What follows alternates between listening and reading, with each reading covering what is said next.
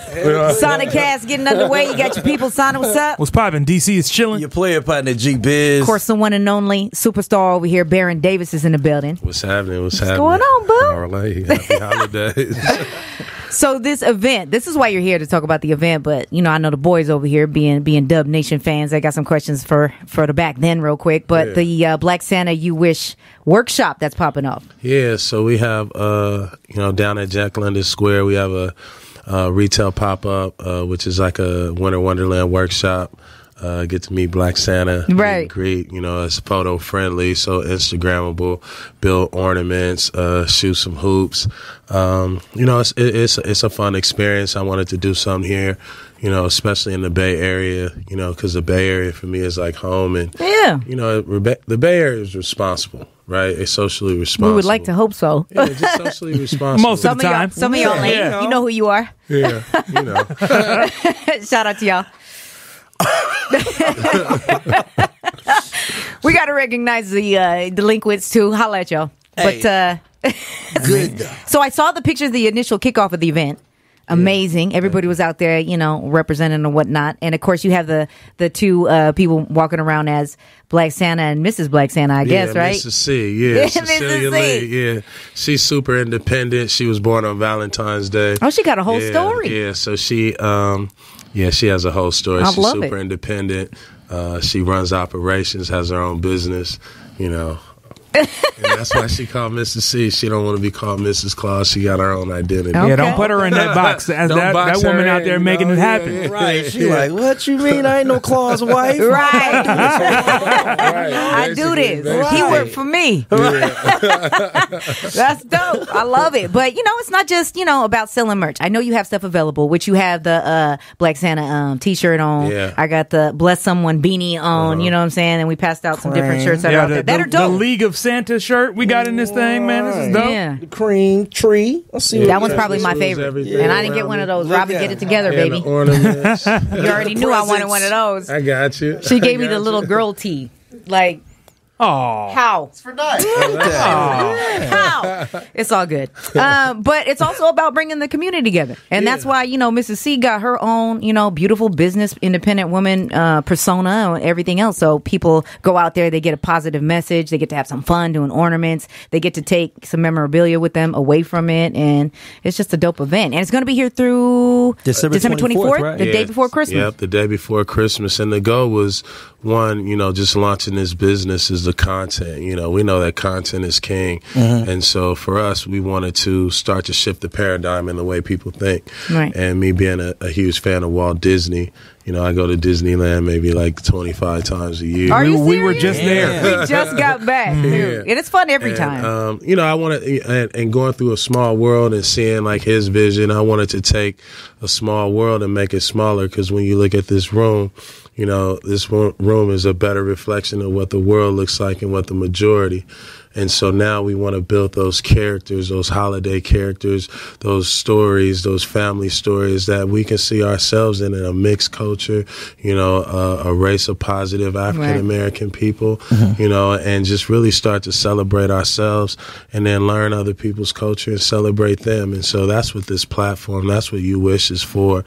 It's for the artist, it's for the animator, the storyteller, and also for the independent craftsmen and people like that. We want to really build a business just like Walt Disney that's, about the people, and hopefully just continue to grow it and let Black Santa be that first character, our Mickey Mouse hero character that shifts the paradigm. I'm not mad at it. Yeah, that is what's up, man. And looking at that, we know that representation is so important when you talk about youth nowadays. So did your kids have any part of this? Did you have any, Yeah, my kids are fire and ice. So my kids are fire and ice. They the holiday haters. That's right. Yeah, and they, they got a little song, I Just Came for the Bag. And they always I just came for the bag. That's funny. And so my kids were a huge inspiration to that, because they love the song. And so they was like, Daddy, keep playing it. Yeah. And I only had 30 seconds of the song, so I would have to drive for 45 minutes in LA traffic, listening to the same 30 seconds on repeat. And so I just kind of based these two brothers off my kids. Uh-huh. And everything that I pretty much do for my kids, this is why I built this, was, I wanted my kids to grow up to see something that they can respond to. Right. Their friends can respond to. Yeah. I mean, let's face it. We've all only seen a white Santa, pretty much our whole lives. Yeah, and there's no, and to be honest, there's never really been like a real story we've invested in, right? We've invested in, Christmas and Santa Claus without even thinking about ourselves. And then when you start thinking about a black Santa, everything you think about is negative, right? Or the stereotype of, maybe not us. I remember like, he's a Goodwill dude, or he's a homeboy at the liquor store, or he's somebody on the rap album. Ringing the bells or whatever. Running around the Friday set. Right. Take it, not give it. Sure. Right. And then, and then I was like, man, you know what? I'm just going to build a character that's like, just imagine like a 6'6", 6'8" black dude, jolly every day of his life, friendly every day of his life, on time, gift giving, blessings. On time. Ain't got nothing to do with the holidays. We ain't on CP, baby. We gonna be here early. That's a lifestyle. And coming up with the Black Santa backstory, like, is Black Santa from Wakanda, or does he live in the North Pole too? Right. No, it's a real question. He's talking from about the black mountains. people. No, he's from the Paul. On the Paul. He comes from a land far away, and started once upon a time. Wow. Just like every Disney. Right on. All right. Story start. That's funny. But he did start at the North Pole, and then he left. Part of the story is he saw it's a naughty and nice list, and so the whole League of Santas is there's at one point the holidays became so big, so there are more Santas to represent each other, and so But a lot of them obviously work in operations and things like that, not really tripping.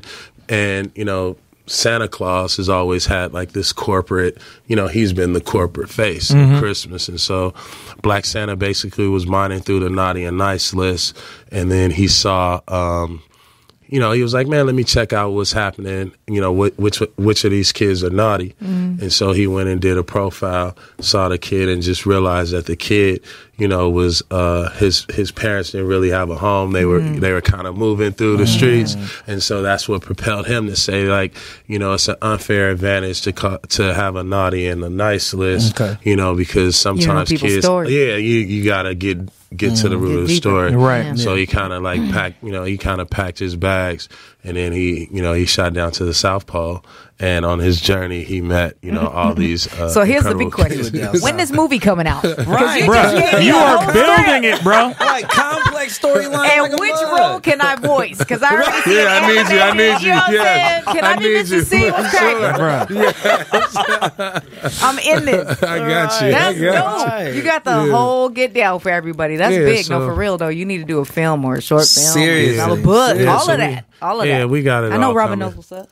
We all got it coming. So we drop, we're going to be dropping a Fire and Ice short film, just a lot of little, just kind of short products just to build it. I always say just building the ingredients, right? Before you can give people what the actual product is. So it's tasty. Yeah. And, the animation should be coming in 2021. Okay. And then a movie will be dropping, we have a Christmas movie next year, and it sets up the animated movie. Yeah, man, Baron Davis over here building that gingerbread house brick by brick. You know what I'm saying? That sweet potato pie. Get it right. Sweet potato pie house. So we want to talk about the Dubs, obviously. Yeah, for sure. Right? I mean, the current situation is crazy. Not that it wasn't back when you were leading the squad, or whatever the case may be. Do you miss it? Oh, yeah. I know you do. I know you do. For sure. When the Warriors win, I always say I win because my heart is in the Bay. My best years was in the Bay and the support.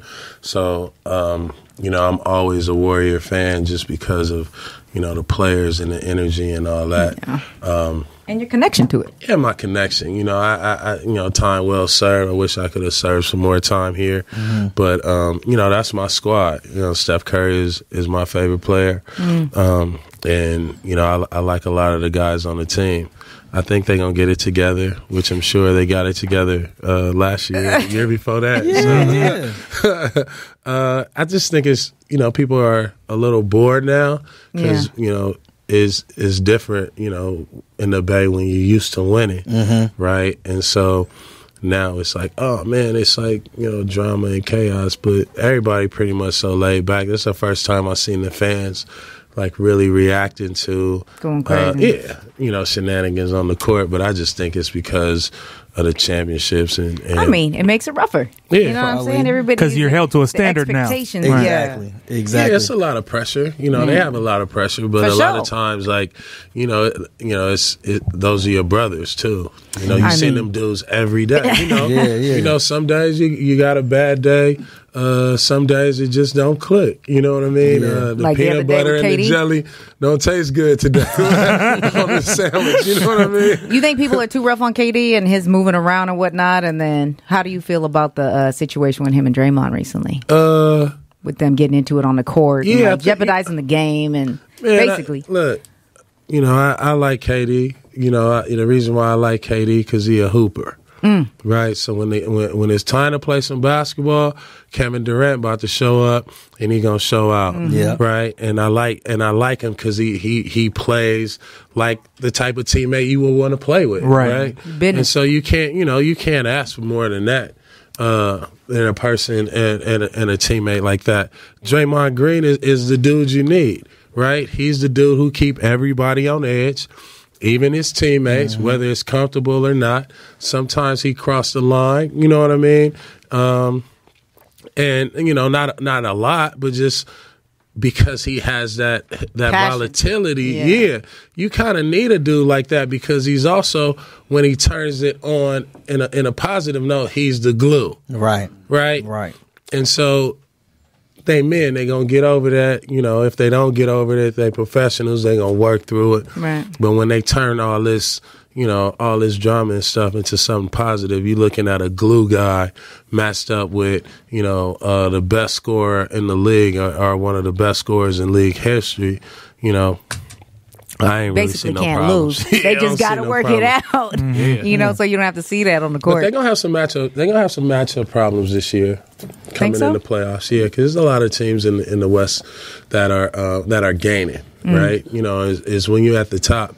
You your own worst enemy. You're on your own, best measuring stick. Yeah, right. You don't want to be in a place where you're resting on your laurels or whatever. Right. Don't get comfortable. And so you got teams like Utah. You saw Houston push them last year. I thought Houston took a step back. But you got the Lakers who match up well with them.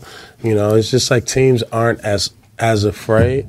They're a little bit more fearless because they know, like, man, if we can, take out the Giants, if we can take out the Kings, the title holders, then, that's where they can get their fame. So it's just a matter of the Warriors staying tight and just taking care of their responsibility as professionals. Yeah, I think they're going to do it, though. You know what I'm saying? It's their last year at Oracle. You know what I'm saying? They still in their home court holding it down. Yeah. I know you got a chance to play on that court this year, too, with the big three. Yeah. How was your whole experience with that? Man, that was crazy, man. It was like coming through the tunnel again, being on the court. I think I had a good game, hit the game winner. I think I did something, I'm not sure. But last time I checked. Hey, it's something about the Bay, you feel me? I don't know. The Warrior Court, whatever you need. I think I had 20-something. You know what I'm saying? My kids was there. That's hit the funny. game winner. I ain't Felt trying the to spirit. You was gassing. But you ready to pick up a 10-day if they need you. Man, give me 3 weeks. Okay? Give me 3 weeks. Hey, give me 3 weeks. I'm going to give you my heart and soul. I'm going to give you my heart and soul. You heard it. Give it all. Hey, you're going to see me at the end of the season. You're going to see me at the end of the season crawling like I'm on a machine gun, bro. Like I'm in the forest. Just trying to what I got to do, man. But it's called Army Crawl. I got an Army Crawl to get to the finish line. I hear. Man, you give me a 10-day, what? How was that experience with the Big Three, though, bro? Like, you going to run it back next year? What you thinking? Yeah, the Big Three was cool, man. It was cool. It was, man, it's the only problem with the Big Three is I got hurt. Yeah. You know, it was like picking up. It was getting fun. And then I got hurt. And so, you know, the weeks keep accumulating. And it's like, man, you don't really want to. You don't want to put your body through that. You don't want to put your body through it. And so that was the tough part. But, you know, I felt good until I got injured. And then, you know, you look up and like the summer is over. So Right. But it was fun, man. It was fun playing with the guys, being with the guys, and just playing basketball. You know, I think the Big Three taught me that, you know what, as long as I can keep hooping, I'm going to keep hooping. So whoever going to give me a 10-day, whether I'm overseas, at the Y, He said a 10-day. I'm on. You know if I can move, I'm shooting. Yeah, I'm hooping at celebrity games, all that. I'm trying to get my numbers up. You know what I mean? I'm trying to get my stats up. Because really ain't nothing but about some Instagram highlights. Yeah. I figured that out. So every summer I hoop, and I got me a nice package of highlights. It still fit up there. You know what I mean? Right. It still rank up there. I'll be catching people off balance. This cat producer Max over here giggling because he was just talking about your crazy dunk you did over. What game was that? He was like, please ask him about this or whatever the case may be. Maybe watch the highlight like 4 times. No lie. I had to make sure that Sana saw that, because is that the thing that people bring up the most to you when you talk to them? Absolutely.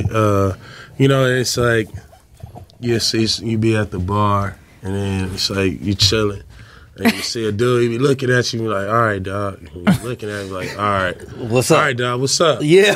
Right. I know you know me. He's like, yo, I know who you are, man. All I'm saying, I said, I know, dude. The Carolina, yeah, man, the Carolina. I was like, damn. But I think it was just, one, a lot of these dudes were in college. And he was like, yo, I was running out my dorm when you dunked on dude. It was pretty, it was a crazy moment. I ain't gonna lie. Like when I dunked on the dude, I was like, oh, shit. Right. You're fine. No, you're good. You're I was good. like, oh shit. Like hit the ground and was like, yo, did I do that to him like that? Then he looked up and was like, I'm in here. Like, I'll be out. Man, it was so quiet. It was so quiet when it happened.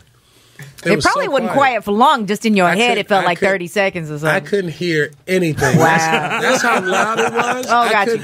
I couldn't hear anything. I didn't see Steven Jackson like wiping dust in my shoulders off. Yeah. None of that. I was just like, oh, it was so loud, and everybody was in shock. When I looked at everybody, they was just like had their hands on their head. They was like, oh my God. Like I didn't really know what to do. I was just like, yo, like what is happening? Like what did I do? But I kind of knew what I did, but I didn't know it was like that. I did it, so I was there. Yeah. You're crazy. You got hops, though. I looked at it like, damn, I didn't know he had hops like that. Yeah, I can still dunk, too. I'm sure you can. Yeah. Not as good. Keep putting your bids out there. G-Biz was trying to challenge whether or not you still had dunking skills or not. So I'm hoping that you can just get him out there and dunk on him one time so he knows what's up. Oh, you Where? The only problem is I don't want to dunk in the vicinity of nobody. I'm cool. Yeah. No it's more like posterizing. Man, I'm great. I'm great working out. Shooting, you know what I mean? 3-on-3, 4-on-4 in the summertime. When you start putting everybody out there and the stakes is high, you know, I start tiptoeing. Ouch. I don't want to get hurt.